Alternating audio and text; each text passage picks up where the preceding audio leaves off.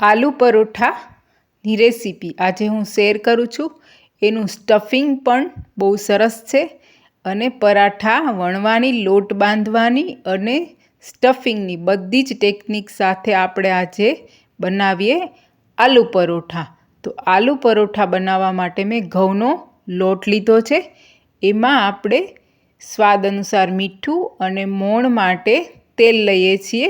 3 ચમચા જેટલું મેં મોણ લીધું છે. હવે મોણને એકદમ સરસથી લોટમાં મિક્સ કરી દેવાનું છે.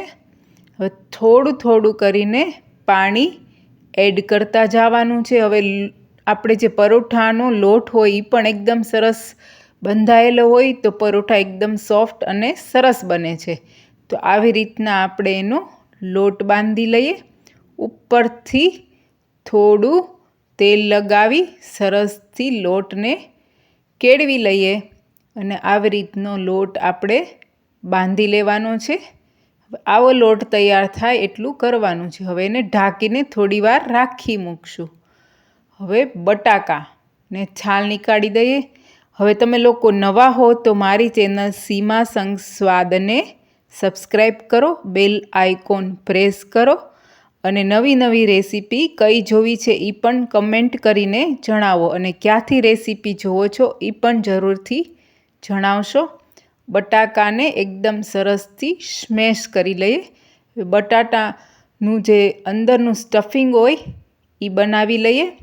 મીઠું સ્વાદ અનુસાર આપણે એડ કરી દઈએ. આદુ મરચાંની પેસ્ટ, ગરમ મસાલો, ગળપણ માટે શુગર અને ખટાશ માટે લીંબુનો રસ. અહીં આમચૂર પાવડર પણ લઈ શકાય છે અને લીલા ધાણા એટલે કોથમરી એડ કરી અને બહુ સરસથી બધું જ મિક્સ કરી દઈએ.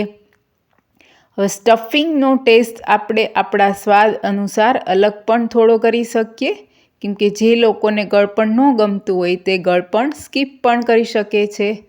હવે બધા જ એક સરસ મજાના પરાઠા માટેના આવી રીતના આપણે બોલ તૈયાર કરી લઈએ, જેથી બનાવવા ટાઈમે એકદમ ઝડપથી અને તરત બની જાય.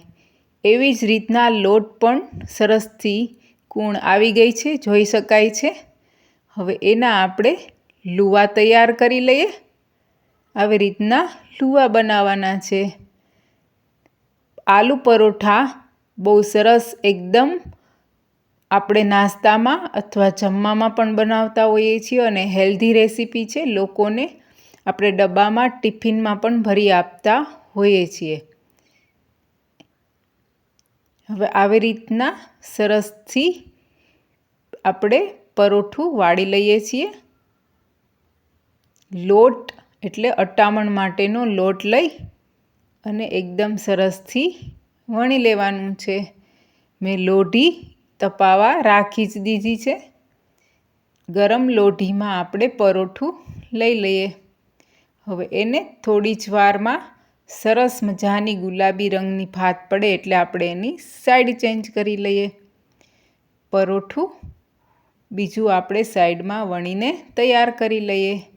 ઉપરથી તેલ લઉં છું અને પરોઠાને એકદમ સરસથી બંને બાજુએ ગુલાબી રંગની ભાત થાય એવું આપણે શેકી લેશું. આવી રીતના પરોઠાને આપણે ઘીમાં પણ શેકી શકાય છે અને તેલ, ઘી બંને મિક્સ કરીને પણ પરોઠાને બનાવી શકાય છે. થોડી જ મિનિટોમાં પરોઠા બનીને તૈયાર થઈ જાય છે અને આ એકદમ હેલ્ધી રેસીપી છે અને સાથે ટેસ્ટી પણ રેસીપી છે અને ટિફિન માટેની પરફેક્ટ રેસીપી છે. હવે એકદમ સરસથી બંને બાજુથી આપણું પરોઠું શેકાઈ ગયું છે. તો જોઈ શકાય છે કે આપણા પરોઠા એકદમ ફૂલી અને તૈયાર છે. તો રેસીપી કેવી લાગી કમેન્ટ કરીને જરૂરથી જણાવશો અને ક્યાંથી રેસીપી જોવો છો એ પણ જરૂરથી લખો અને નવી રેસીપી કઈ જોવી છે એ પણ કમેન્ટ કરીને કહો.